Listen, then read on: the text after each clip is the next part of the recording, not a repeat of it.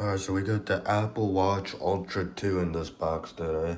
We're gonna be checking this out, seeing how it is. And yeah, so the box itself is gonna come like this. It opens up like this. It looks like this thing is the actual watch itself. And then that just goes in like that. Under it is gonna be what looks like to be the straps. And that's gonna be in this box. I guess that's the strap. Well, go ahead. I think that just goes. Oh, actually, I think there's more. No, I think this is all one strap. So we'll figure out how that goes. Guessing the actual watch is in here. And yeah, you should be able to get this open. Yeah, so this thing was secured here.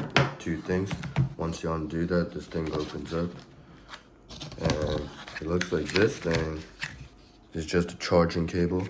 So my guess is that it's a USB-C cable or something like that. That's just gonna be a cable in there that goes right here. And this is the actual watch itself. So that goes over here like this.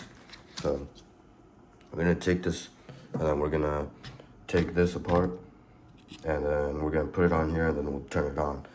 Actually, this is not a USB-C charger. I just realized it's an Apple Watch. It's gonna be a wireless charger. You could use this if you wanted to, but for me, I already have a wireless charger on here, so I don't really need to like use another charger. So this charger can stay right here. I'll just take this off, get the strap working.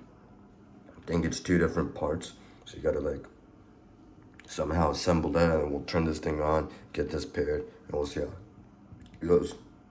So just right off the bat, looks like this on the side. So I guess there's an extra button that you normally wouldn't get on the normal Apple Watch.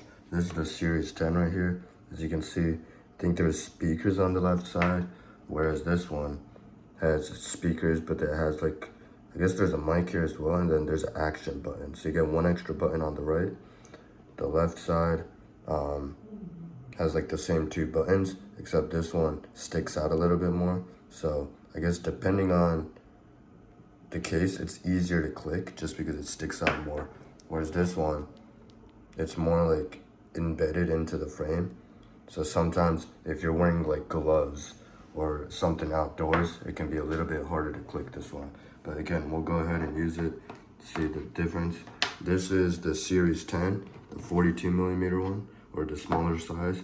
And this is the Ultra, the bigger one, the 49 millimeter, I think. And you can see like the size difference there. So it's a little bit bigger. It's actually not huge. I originally got the smaller one because I thought the big one would be annoying, but it's actually not that big of a size difference to be to the point where it's gonna be too annoying.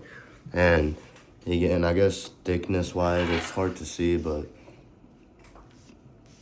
if you look at it like that, it's kind of hard to see, but there is sort of a thickness difference.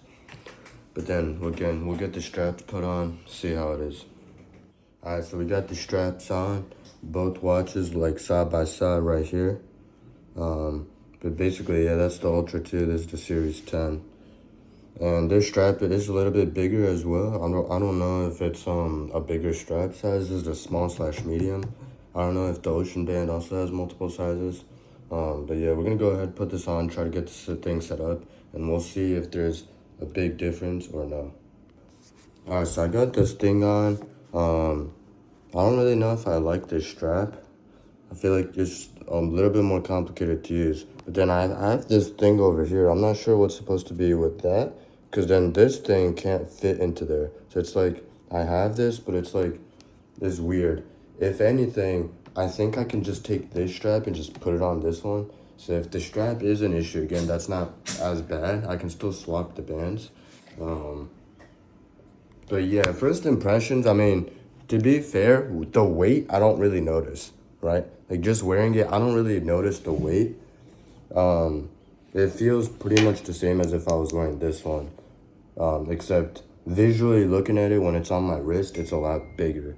So because it's bigger, I feel like it could be easier to use just because again the watch is so small. So especially if you're outdoors and you have gloves or something, it's like it could be a lot easier to use.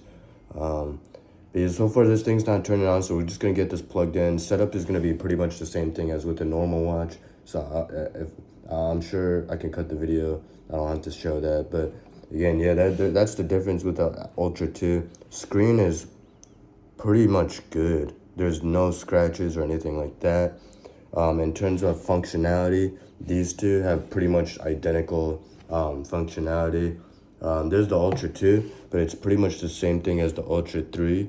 It's the exact same thing, except Ultra 3 has like a little bit more battery life. But again, that's the other thing with the battery life, is that this thing gets double the battery life with this thing. So that might actually be a pretty big difference, as in like you're not gonna have to constantly charge it. This thing, you gotta charge it once a day, because if you don't, you're gonna run out of battery. So you're not gonna have that with this thing. But yeah, to be honest, the weight is not bad at all. And to be honest, the size, it's just that when I look at it on my wrist, it looks like it's taking a lot more space. But that might actually be a good thing, as in like it might be easier to see or something like that. So again, I guess that's just gonna mainly come down to user preference. But yeah, in terms of the features, the user interface, I think there's one more watch face on here that's new. But yeah, there we go. We just got on the charger. Thing's booting up. I think the battery was dead, but I think now we could go ahead and set this thing up.